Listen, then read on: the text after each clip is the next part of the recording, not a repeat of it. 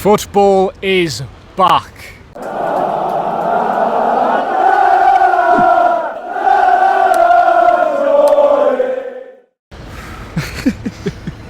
Geordie Journo's here outside Celtic Park, where Newcastle United.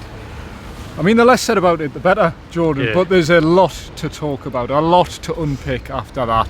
The 4-0 defeat to Celtic almost brushed under the carpet to a degree, but yeah, not a good performance from Newcastle United. Can't read too much into pre-season, but you can read a lot into the sort of stories around this game. Yeah. Because we arrive at Celtic Park today thinking, oh, who's going to arrive? We'll ask about the team news, try and get a couple of scoops, a bit of information beforehand, and Newcastle very standoffish, the media team, and then we'll get a little tip off that Alexander Isak has not travelled. Joe Linton has travelled but not part of the squad, both players managing the minutes for pre-season. So yeah, is that where you want to start, Jordan? Yeah, I mean, is it the place to start? I think we'll come on the game a little bit. Obviously Anthony Langer made his debut in the second half, but I do think this is the type of day where the result almost plays secondary. It does in pre-season anyway, but because of the stories that are surrounding the day, there's a wider picture which we're going to try and digest. There's a lot to go through. We've been sitting in the press room there for a while, trying to think what we're going to see on this video, thinking about how we're going to say things, because it's been an interesting afternoon to say the least, starting with Alexander Isak not in the squad today.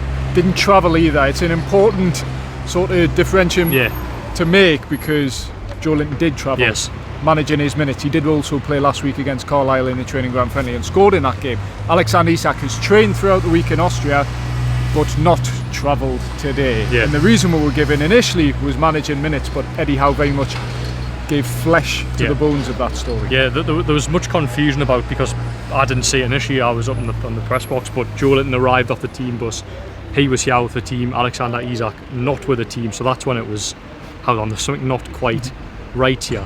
If both of them had been here, sort of fair enough, but yeah, Joe Linton watched on from the stand, Alexander Isak wasn't here, and Eddie Howe made the decision himself. Eddie Howe said it himself, he sent him home. Being back, he's obviously been in Austria with the squad this week, didn't travel to Glasgow today, and that in part was down to speculation.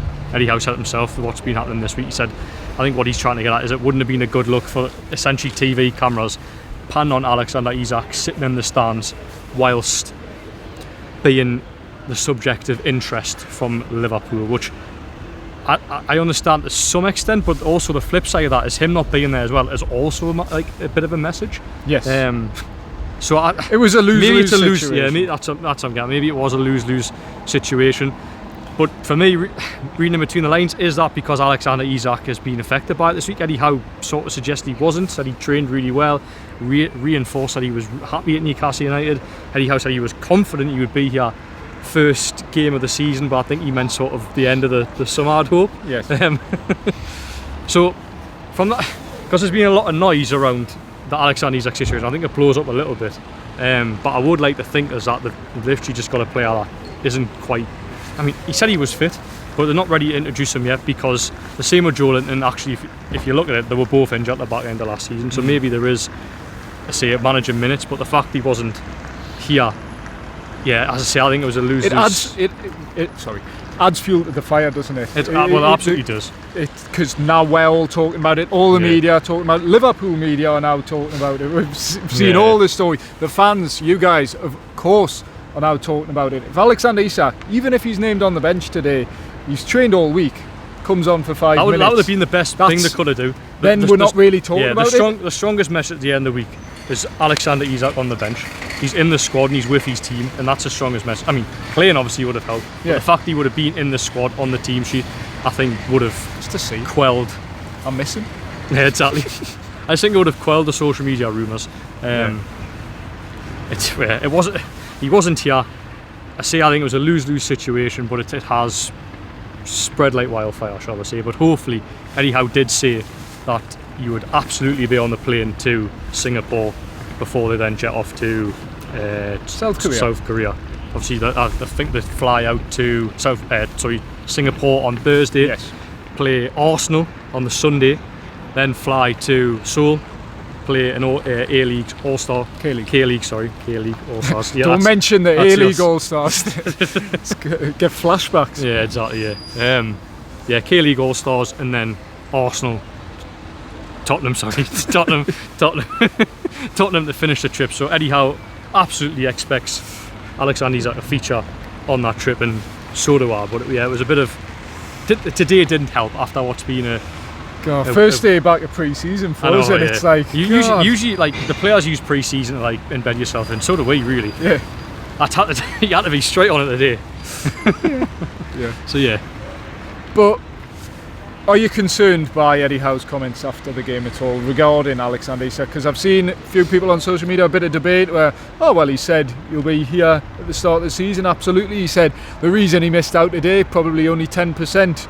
The reason was because of the speculation. It was mainly he was going to miss out anyway, Eddie Howe said. So are you concerned by it, or are you just going to take Eddie Howe's word for it? I'll only be concerned if he's not on the plane to Asia. I think today is, in many ways, I'd like to think, bad timing. I think, as I say, it's all just sort of escalated to this day where I do think, because Alexander Isak was left out of the squad, I do think there's probably an air of him needing to clear his head and sort of get his head right. But that's not what Eddie Howe implied. That's just my opinion. Eddie Howe didn't say that. He said it. Yeah. He said he was happy, as I say, he trained really well all week. But my opinion, to agree, because they both agreed that he would not be here today, I do wonder if that's a bit of Alexander Isak. Look, go and get your head right, son, and come back next week. Yeah. And what purpose, what benefit to you or the team does it serve you being here, I guess? But I'd say the one negative is the speculation only intensifies with you not being here.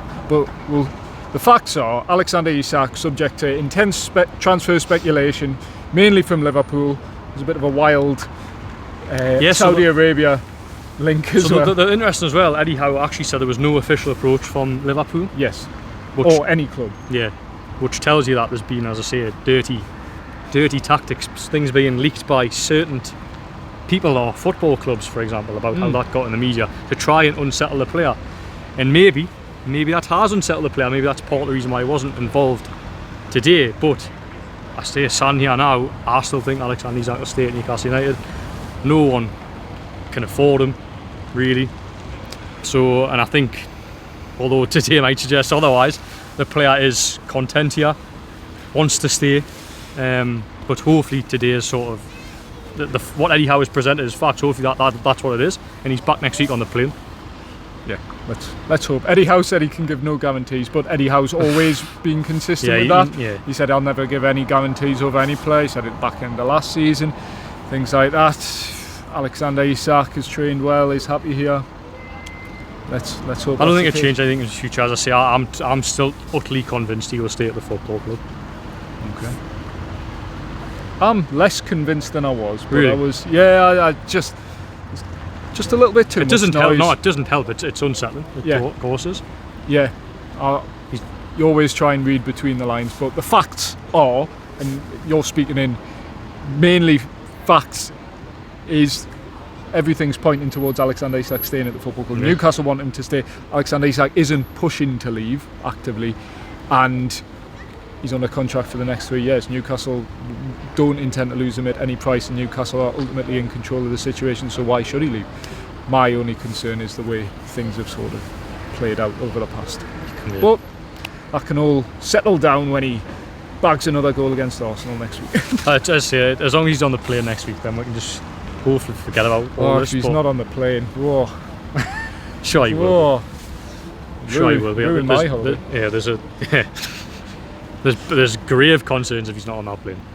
But anyway, Eddie Howe said he absolutely will be. So absolutely. Fine.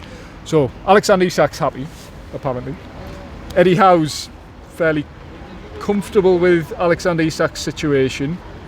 But speaking on the transfer front, Eddie Howe asked Eddie Howe quite a bit about transfers after the game today, and he dropped a hint the other day speaking to the club media about how he wasn't exactly happy over the transfers and things like that. And we got a bit more information from Eddie Howe today, and it sounds like, honestly, if we're being honest, it sounds like an absolute mess. Sounds like he's been shafted by Paul Mitchell. But Paul Mitchell, as I say, with no heads up. Yes, he confirmed in there that Paul Mitchell did a runner. Exit was an absolute surprise to him. He said he was 2 days into his holiday, ready to switch off, and he said his phone blew up and it was obviously the Paul Mitchell news, and then Eddie Howe, to his word, said he was doing things that he wouldn't usually do. Basically, said he hasn't relaxed this summer at all. Back with his sporting director hat on that he hasn't had on since the first transfer window he had. But this is the thing that really frustrates me. Is Newcastle for the last 2 out of the last 3 seasons have qualified for the Champions League. That is signs of an elite football club. They've been elite on the pitch, but my God, behind the scenes is an absolute mess. It really is. It goes back to mine and Liam's video from a few weeks ago. We're 4 years into this project now, and Eddie Howe is still being like, well, I'm having to pick up the pieces and try and lead this transfer front and working with sort of skeleton staff, a bit of like a motley crew of recruitment team and things like that. There's no one properly spearheading it. Everyone's having to delegate roles and do different things that they wouldn't usually have to do. And Andy Howe, Steve Nixon are having to sort of take on that sporting director role along with Eddie Howe, and it just sounds like, well, the proof's in the pudding. They've signed one player, the only player by the sounds of it, who actually wanted to come to the football club, which has been another problem. Eddie Howe said, look, we've identified players, a lot of man hours, a lot of effort has gone into trying to sign people. Ultimately, players have not wanted to come to the football club, or finances have got in the way. And I'm like, right, this is a club, like you say, 2 out of the last 3 seasons have qualified for the Champions League. They've won a major trophy now. They're one of the best clubs in the country. Why does no one want to join Newcastle United? And I think it goes to your point that the players who do want to join are in a different market to what Newcastle are shopping at. Newcastle are shopping in a market where it's either Newcastle United or your alternative choices, your Liverpools, your Chelseas, Manchester United still have a pull. Teams like that where you do struggle to compete with. If you're going for your Anthony Elangas, which is no disrespect to him, he's going from Nottingham Forest to Newcastle, which is a step in the right direction. But players where they're also being targeted by these elite level Champions League top of the pile clubs, it's hard to compete financially and then also from a pull perspective, and it's not great. Eddie Howe even said in there, he confirmed he was open to the fact that they've missed out on players this summer, and the players have missed out on that we know publicly: Liam Delap, Chelsea; Cunha, Manchester United; and Bremo, Manchester United. James Trafford is going that way. James Trafford, we'll touch on in a sec. Which we'll come on to. João Pedro, Chelsea; Hugo Ekitike, Liverpool, which obviously does the full circle with the Isak stuff. So if that's a market you're shopping in, great. But when you come up against teams like that with bigger financial power, it's pretty impossible, I think. You're banking on a team either not finding out you're interested or a team not being interested to get that type of player that they want. And maybe as a football club, they said they're elite on the pitch, but they're not quite there in terms of, because they're still playing catch up with the big 6, and that goes back around to PSR, etc. It's a mess. They're trying to get there and they're trying to compete financially with these teams, and they can't because of the rules. So I sympathise on that part as well. But your transfer strategy you have to be able to go out and sign players you can sign, not players that you think you can sign until another club comes in. Yeah, it just feels a bit reactive as well, like Eddie Howe's talking about, and to be fair, it's maybe been taken out of Eddie Howe's hands a bit when 2 days into the transfer window Paul Mitchell does a runner. Yeah. But you work all season. We spoke to Eddie Howe, you go back January and you go back to Dan Ashworth's time at the club and Paul Mitchell speaking, they always plan transfer windows in advance. Where's the plan this transfer window? It just seems a bit... But how much time they wasted as well. They're trying to do deals with clubs and then with these players that they want, and then within a couple of days another team's coming in. Newcastle probably spoke about João Pedro for 3 weeks. Chelsea go and get the deal done in a week. James Trafford, man, they've been speaking to him for 2 months. The James Trafford thing, because for me, I've always been watching this, and I've made it to criticism. I've always been relatively calm out this transfer window. I've always backed Newcastle to go out and sign the players. The James Trafford stuff for me this week has made me start to really doubt that. And the one thing as well today, Eddie Howe, and I know he's very cautious with these words, but the fact that he said we're confident we will try to sign players before the window is closed is not exactly a sort of a glowing statement, and addition of the word confidence. Try is I think to Eddie Howe's defence, I think he's quite cautious with the words. He never wants to offer guarantees, so I respect that. But in a sort of a time when fans are beginning to panic, I'm starting to think, are they going to get the players? I want to hear something like, look, we will do this. And again, I respect Eddie on that behalf, because he never really comes out of sort of hard-hitting statements. He's always sort of leaves the door open, if you like. He doesn't want to be challenged about it. So if Eddie Howe today says, well, yeah, we're going to go and sign 3 players before we end the window, and they don't sign 3 players, and you go, well, Eddie, you said this. I don't think he wants that situation. But put the onus on the club, Eddie. Go, yeah, we need to sign. That's the thing. Like with Eddie Howe, he's obviously stepped back into his sort of transfer role.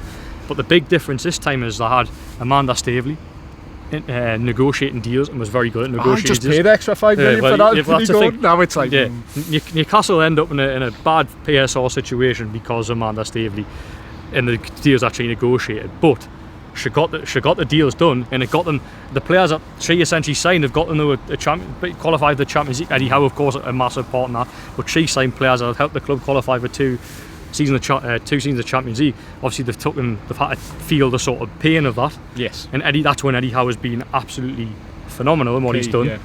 But without her and without a sporting director, you're relying on Andy Howe, a recruitment man. Yeah. Steve Nixon, a recruitment man, to negotiate deals. There's no figurehead at the football club. Darren Eales is still at the football club. When is he leaving? No, seriously, when is he leaving? And that not mean you sound disrespectful, but again, it goes back. Back to behind the scenes. It's a mess. You've got a CEO who's been out the door since last year. Just treading water in terms of just trying to go to the next day with no long-term strategy in place, and it's up to Eddie Howe to have that long-term strategy, and I'm sure he does. But there's no one above him to actually impose it. This is the summer where Eddie Howe properly deserved investment. Yeah. The bloke's has achieved miracles of what he's done without a major signing for 2 years until Anthony Elanga. It's unbelievable what he's done. And the fact that we're still sitting here, first day of pre-season, a 4-0 defeat off Celtic, and there's one signing in. And one player who wanted to come. One player wanted to come, and realistically, you hear noises about who's going to be next. It's not sounding really very positive about signing next week or signing the week after. It's all very, very quiet. Yeah, the James Trafford thing obviously was very close not long ago. That's a deal they've been in talks with for 13 months now. What I will say, it sounds like there's a lot of noise around Man City now. I would say the Trafford deal isn't dead just yet. No. It's one to keep an eye on, but I'm certainly less confident than what we were a few weeks ago, where understood and said it on these videos that a deal was very, very close, and it's just fallen by the wayside. Yeah, that's like literally a deal they've had lined up for 13 months. It was a tap-in. Player wanted to come. Yeah, the players wanted to come for 12 months. And the fact that I'm meeting to get over the line, and they would have knew about Manchester City's buyback option. Yeah. And they might not have thought Manchester City had activated, but the longer it's there, the longer you wait, the more chance. And that's what they found out now. Manchester City sounded they're interested. And look, I don't know how these things how it work. I don't know, because Manchester City have signalled their intent to sign the player back. They're trying to negotiate below the buyback fee, but I don't know if them doing that means they have first referral, and Newcastle are now sort of powerless. And Newcastle can't go in and go, right, we're going to pay the money that you want, because I don't want them going to Manchester City. I don't know. I don't know if Manchester City have got first referral on that. But yeah, it's just a bloody mess. I think the one thing I would say actually with the goalkeeping situation, cleaning up the mess. The one thing I would say about the goalkeeping situation, and this is where I sort of like sitting on the fence a little bit, is we done a video a couple of weeks back and we said the goalkeeper was sort of bottom of the priorities because of Sean Longstaff's exit and because of Callum Wilson's exit. So maybe in Newcastle's world they've looked at it and go, actually with a goalkeeping situation, which maybe a day after Nick Pope's out, there'll be a lot of people thinking, we do need a goalkeeper. But I've always stood by Nick Pope. I think he's a really good shot stopper. Today didn't paint himself in glory, unfortunately. I've always said I think the goalkeeping situation can stay how it is for now, especially when you need to sign a striker, a centre back and a centre mid. But I think the goalkeeping situation is a least priority in that in sort of that order. But because they've been negotiations of Burnley for so long and haven't got the deal done, is such a bad look. Yes, that's what I think. I do agree. It's probably third or fourth in the list of priorities for Newcastle in terms of a position. But how amateurish is it to kick that can down the road again? We spoke about last summer, maybe just get away with kicking that can down the road. Summer before, maybe we need a goalkeeper. And they're still signing goalkeepers. They're still getting John Ruddy on a new deal, Mark Gillespie on a new deal. We've got 6 goalkeepers in Austria. And then they're like, still trying to get another one. It was this goalkeeper situation still isn't addressed. It's just madness. It boggles the mind. I think with the Trafford situation, I think you sign him now. You sign him, and he's probably your goalkeeper for the next 10 years. And I think that's maybe if this is the only opportunity you're going to get to sign him, probably have to go now. But they've waited so long. It's like short term, long term. Short term, I don't need a goalkeeper. Long term, they definitely do need a goalkeeper. And Trafford was the man that they made the number one choice. Again, a deal could still happen. We're not ruling it out. But at this moment in time, it doesn't sound very promising. That's a bad look for me. What I will say, and the situation could change quickly, the thing with Man City at the moment is just noise. Yeah. Man City are considering it's dependent on things. Edison if going or this Stefan happens, Ortega it is going. just noise, just media noise at the moment. There's no actual tangible movement in the same way Liverpool and Newcastle last week made moves for Hugo Ekitike. That actually happened, and Liverpool didn't make a formal approach, as you say, for Alexander Isak. So those are the facts anyway. And on that note, is there anything else you want to get off your chest? It's lit a fire, this video. It's just anything else you want to? No, I think I've said all I want to do on transfers and Isak and Trafford to a degree. Again, I don't want to speak too negatively about that one because it's not definitely dead, but it doesn't sound good. But I don't know. I just expected better. We're less than a month to the opening game, and Newcastle's squad is worse than what it started the transfer window. That's it. And this is a club in the Champions League. Newcastle are in a better position as a football club in terms of finances, PSR situation, can spend money. They're in the Champions League. They're in a better position than what they ended the season in, technically, going into that Everton game at least. Yet the squad's weaker in terms of, look, they've addressed Anthony Elanga, but they've lost a striker and lost a midfielder. Admittedly not starting players, but they've lost them. The two players weaker, and they've only brought one player in, admittedly a top target, but I think the squad's weaker for being in the perception of the club is in a stronger position. It just puts the pressure on the 6 weeks of the transfer window remain. They've got to go and sign players, and they should have had more in by now. There's no doubt about it.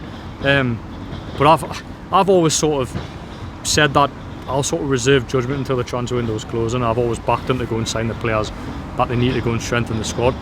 But as you probably worked out by this video, my confidence has started to fade a little bit over the last couple of days. The cracks are showing. And there's still time. It feels like all sort of doom and gloom, and there's still time. And when there's time, there's hope. Yes, and go this stage 2 years ago, when Newcastle were in the Champions League, Sandro Tonali was the only player through the door. They went on to sign Harvey Barnes, Tino Livramento and Lewis Hall. So, but I'd say that was an underwhelming transfer window at the time, considering Newcastle were preparing for Champions League football. That was looking for a long time. That transfer window has turned good in 2 years. But at the time, it felt like Newcastle very much needed more, and I think they did need. If they had got more, we'll be looking at a club who maybe did qualify for Europe that season and did maybe get out the knockout, did get to the knockout stages of the Champions League. But we'll have the break there. Catch your breath. We'll go back to the game. We'll talk about. Yeah, we'll talk about what we saw at Celtic Park this afternoon. So here's a word from our sponsors. Comply IT Limited. Worrying about disposing of your old IT equipment? Don't be. Comply IT handle everything. Secure collection, detailed tracking, and certified data destruction. That's Comply IT Limited. Four Rivers Financial Planning. Four Rivers Financial Planning offer holistic financial advice for all stages of life, ensuring your plan remains robust and adaptable in the ever-changing world we live in. So those were our sponsors, links in the description below. And if you like what we do, please remember to like, comment, share, subscribe and ring the bell for all your latest Geordie Journos content. So Celtic today, 4-0 defeat. What we're thinking? I didn't expect that. I didn't expect a 4-0 defeat. I thought they started quite brightly. Did I? First 5 minutes though, alright. Yeah, Jacob maybe put a couple of crosses. But no, I never get hell bent on pre-season results. People do. I don't. As I say, it was a wider context for me today where it was like, I just feel like it's been a bad week for Newcastle, and that was almost just the just topped it off. Yeah. Not reality check. It sort of refocuses minds, I would say, that result, because it's never. Again, I don't care about results really, but getting pumped 4-0 in a very poor performance. So the only player that turned up today was Bruno. Yeah, I agree. Literally, like, He was actually really good, Bruno. He was excellent. It was first half, I can't remember losing the ball. Good with his passing, as I say, retained the ball excellently. Just absorbed pressure. Just like, it was a good display by him, and that's encouraging because, you know, he looks fit and ready. Which he hasn't previously in pre-season. No, by the way. And exactly, it's usually taken him a few games to get up to speed. He looked sharp. He looked good. But those around him, I can't really pick out any other more performers. I would say Anthony Gordon, for how bad the second half was, showed a bit of intent and aggression, which I like to see. Again, it's only a pre-season friendly, but when your team's in sort of a negative moment, it's just nice to see someone show that a bit of aggression and get stuck in, and I thought he did. But apart from that, I think Willisula led the line. I thought he was lively in parts, but just lacked real conviction. Made the wrong decisions and should have scored from 6 yards out. I think probably credit the goalkeeper. But there was, I pointed out you in the first half, when there was a point when he had Jacob Murphy on the right hand side. I was sure like one of the two. Tried to pass through and missed it, and then when he had Jacob Murphy free and he should have passed, he took a shot and it forced a save from the goalkeeper. A big block, went over the crossbar, got a corner. It was just little decision makers like that. But again, that's just me highlighting Willisula. I didn't think anyone was very good. No, but it probably shows Willisula is or should be the third choice striker. If you're wanting someone to step in for Alexander Isak next season, you need that proper challenger, and I don't think Willisula is quite there yet. Still very raw. Yeah. Still the player we saw last season. I picked him up because, as I say, I thought he's one of the better performers, if that makes sense. He was lively, he was involved, it was just the end product. Yeah, exactly. Anthony Elanga came on, and I'll be honest, probably took me 20 minutes to realise he had come on. Like, it's just the way the game went. Yeah. I think he had a couple of bright turns, bright moments, but ultimately it was a game that passed the majority of Newcastle's players by, and he was probably one of them. Won a free kick on the edge of the box as well. Yeah, he had a tame shot saved as well. Yeah, that's what it was. I think he really touched the ball. I think probably final 10 minutes finished the game okay. Well, you did see a little bit more of him. Yeah. But see, like the rest of his teammates weren't really involved today at all. It was they looked like a team, Newcastle. It wasn't the first pre-season game as such, but it was the first pre-season game in public, and it looked like a team that was a little bit rusty, shall we say. Yeah, very rusty. And we've had it before. Yeah. We've been at Gateshead before, where they nearly got beat. Or one of our first ever Jody Journo's videos, the Dyer for an hour at Gateshead, and then they ended up turning that round, winning 3-2. And pre-season rust is a thing, and certainly needs some de-rusting. Yeah, as I say, it doesn't bother me what's happened today. In terms of the result, it's just more what sort of capped off on what's been a difficult week, a chaotic week in many ways, which we've tried to digest with 3 videos this week. Yeah. Shows how busy it's been, actually, the fact that we've ended up doing 3 videos. Still no signings. Still no signings, yeah, a lot of talk, no signings. I really do hope that changes soon, because now it was like the buzz of getting Anthony Elanga through the door, now that's sort of like dipped off, and we just need the speed of it though as well, because not only Anthony Elanga, but the way the club has gone and the way the transfer saga of Anthony Elanga played out. You wait, then you wait some more, and then announce Martin Mark as a set piece arrival.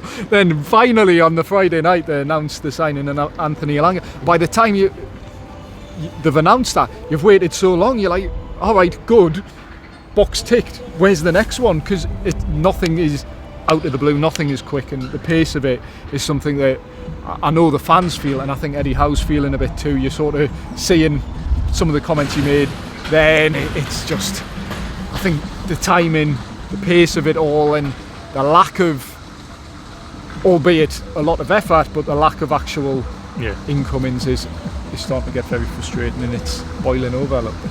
Yeah, it is. I say there's only a month of the season. Starts out of, I say there's still time, so there's still hope that Newcastle will. In that time, I would say probably need two players before then. But the fact that they've signed one player in 2 years doesn't fill me hope they're going to sign 2 players in a month. But it just baffles me. The club are in have such a strong hand in many ways, yet just it's that handbrake on we're talking about. It's Eddie Howe's at the wheel, pressing the accelerator as hard as he can, and then Newcastle United as a football club, it's just handbrake on. He's trying his best to release it. Yeah, it's been handbrake on for 2 years. They've still managed a cup, and you'd hope the summer would be different, and it still can be different. But I just thought after the, speaking to Darren Eales in February, and look, Darren Eales a very strong message. We don't have a gun to our head. We've got no more PSR issues. We don't have to sign anybody. Sorry, we don't have to sell anybody. That might not. We don't have to sell anybody. Yeah. So then I expect them to go and attack the transfer window and go and get the deals done. Eddie Howe wanted that. Yeah, he did say that. He did, which at the time I thought his comments were a manager that just naturally wanted transfer business done, and I still sort of stand by that. But what a message it would have been, and what a show of intent it would have been, just to go and do, like, get stuck in. And it took them 6 weeks of I don't know. It took them up until the end of start of July to sign the first player. Yeah. It's like the speed aspect's frustrating. But I really hope they sort themselves out the next 6 weeks. They can't to go into the season the way they are now is criminal of a club that's just qualified for the Champions League again. Because look what happened last year in the Champions League. The players are signed almost became future signed because of Sandro Tonali's situation. Lewis Hall, team with Memento. Now they're risking going into a Champions League campaign with a weak squad. Yeah. With the squad's weaker. They've lost. Whatever you think of Callum Wilson and Sean Long, ability-wise, they've lost 2 players there. That were senior, experienced pros. They're going to have to go out and replace them. Yeah, and Eddie Howe did say that. That's one thing. He's never one to label positions, but that was part of your question, where it's like you need to replace these players. And Eddie Howe was honest and admitted that. They've got a lot of work to do. When you think about it, as I say, a striker, centre back, central midfielder. That's why I think the goalkeeper comes last. But they've chased James Trafford for so long that to not get him now will be a huge disappointment. And it's harder to do work when pre-season's going on, when teams are all 4 corners of the world, Eddie Howe's and games are taking place. Eddie Howe's been so heavily involved in these transfers and discussions with Andy Howe and Steve Nixon. He's got a bloody team to get ready for the season. For a head coach, he's been very overworked. A head coach, by definition, is you coach the team. Yeah. Bloody Eddie Howe, the head coach, is trying to do transfer deals, also coaching the team, amongst other things as well. Help the guy out. That's why I think the sporting director position, I mean, history they've had with sporting directors hasn't been the best, but at least it's sort of a figurehead and someone that's actually designated to do bloody deals. At the minute, as I say, they've got a recruitment team, and it's no criticism of them, because they're there to recruit players and they're there to identify players. They're not there to negotiate bloody deals, are they? No. It's just, the boardroom level's a mess. Eddie Howe held it together. He held it together last season. If they don't address it, how long can Eddie Howe keep on? It doesn't feel up? sustainable, which is, I think, the crux of frustration that's sort of bubbling over. It just doesn't feel sustainable. It didn't feel sustainable last season, and Eddie Howe and his squad managed to pull off a miracle, really. Totally. But they haven't yet. Just when you think it's going to settle down and things are going to really move forward, it just hasn't happened. And like you say, there's still time. Hopefully, in the videos we make in the future, there's a bit more, takes a more positive turn. It only takes a couple of signings. It does, at the end of the day. We're all fickle. I'm fickle, honestly. If they go and do the business and for you in the transfer window, that's fine. But just the way they've started, it doesn't suggest confidence. Yeah, give them a fighting chance. Yeah. Don't. Yeah, that's what we want. Bring some players in, and give Eddie Howe the squad he deserves. He does. So, which is easier said than done, of course. And I think Eddie Howe is probably very headstrong in the type of players he wants, which, in some ways, when you're just needing players in, can be a detriment in the transfer market, because Eddie Howe's talking about, we want a player who ticks all these sort of boxes, personality, which I think is fair, but absolute desire to want to come to the club. If there's any sort of shred of doubt, if they want to come to Newcastle, right, fair enough, we don't want you. Do they need to start like what you say, shopping in a so. slightly different market. And if a player isn't fully convinced at Newcastle, do you need to try harder to convince them? Because ultimately, not every player in world football is going to want to join Newcastle. They're not. They don't have that much pull at the end of the day. They've got a lot of pull compared to some clubs, but on the world stage, on the Champions League stage, they still a new kid on the block, really. Yeah. They struck very lucky to start when they sold the project to the players like Bruno. Yeah. You're selling a project now. You're going, well, you're 4 years into the project. What's going on? So, like, in terms of the project, where are they actually at? I think 4 years in, I think that on the pitch they've done really, really well. In fact, 2 Champions League qualifications and a cup in that period. On paper, it's been brilliant. I think it's brilliant. But again, it feels like the club's a handbrake. It's strange because, see, you look at success, and I think they've been very successful. Again, that's credit Eddie Howe. But what's happening at the boardroom level, just sort of, that's what you sort of end up focusing on. Because the boardroom level doesn't match what's happening on the pitch. The boardroom level's, as I said, changed throughout the summer, chaotic. Whereas being on the pitch is anything but. Apart from Celtic Park, they only got to be 4-0. Yeah. Whatever. The two need to align. Yeah. You have an elite boardroom along with an elite playing group and an elite manager. Yeah. And they don't have that elite hierarchy yet because they haven't got a sporting director. Yeah. They've got a CEO who's leaving. Yeah. It needs to be addressed. Yes, it does. Ultimately, all that matters though is what happens on the pitch. It's more, it just doesn't feel sustainable. And to give yourself the best chance of being sustainable in that respect, you do need everything in place. It's only elite to a certain point, but at the moment, certainly last season, elite on the football pitch for the most part. Today it certainly wasn't. Hopefully that's just a blip and a sign of a team who've been working hard this week, whitewater rafting and the likes. Hopefully they put things right. I think that's just the thing. We'll sum it up there. It's a bit of frustration. I feel like I've vented a lot on this. Come on, Liam will be proud. Liam will be watching this, applauding you. It's just frustration on my behalf, but I don't usually give much, so Yeah, you do. Final point from me, because I've vented frustration. There's still time, so please, Newcastle, when there's time, there's hope. Please. Yes, and when will the next video be, and what will it be about? But we'll wait and see. Yeah, we might have to try and get you on before you head on your jollies. We'll see. Yeah, we'll see. We'll see what happens next week.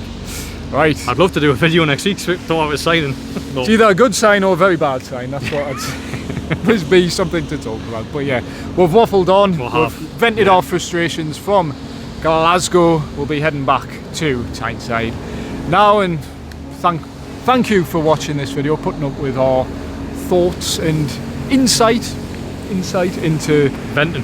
Yeah, what's happened at Celtic Park this afternoon, what Eddie Howe said, the general themes surrounding Newcastle United at the moment, frustrations. Let us know your thoughts about everything. Have we made good points? Do you disagree with some of our points? I'm sure there's plenty to discuss in the comments below. Let us know. We'll respond to everything we can. Obviously, we're driving probably at the moment. We're about to set off anyway, so might not have time to initially reply to what you're saying, but yeah, let us know your thoughts. Thanks for watching. We'll see you, well, at least Jordan will see you, I might see you in our next Geordie Journals video. Cheers.